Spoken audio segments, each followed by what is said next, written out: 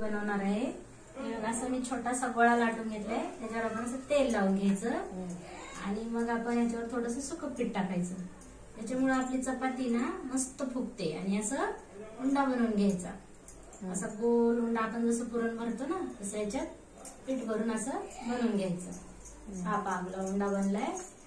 आता आपण असं याला मस्त असं पीठ थोडंसं टाकून ही जी साईड आहे ना ही खाली टाकायची आणि ही वर करायची.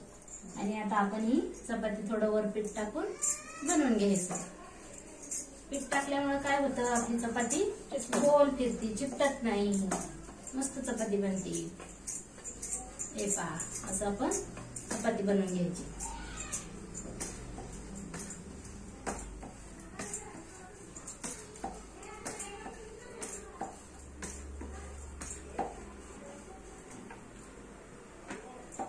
छान गोल चपाती झाली की आपल्या इकडे तवा गरम झालेला आहे. या साईडला थोडंसं आपण गॅस स्लो करून घेऊया. आपला तवा खूप तापलेला आहे.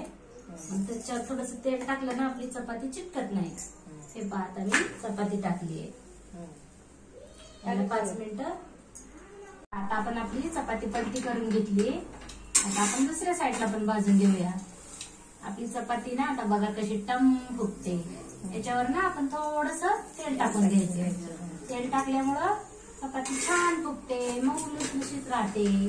माझी चपाती आवडली असेल तर व्हिडिओला लाईक करा, शेअर करा, सबस्क्राईब करा. थँक्यू. हे पहा, आमचा चहा तयार झालेला आहे. चहा बरोबर गरम गरम चपाती खायची. चहा चपाती खूप चांगली लागते. आमचा व्हिडिओ आवडला असेल तर लाईक करा, शेअर करा, सबस्क्राईब करा. थँक्यू.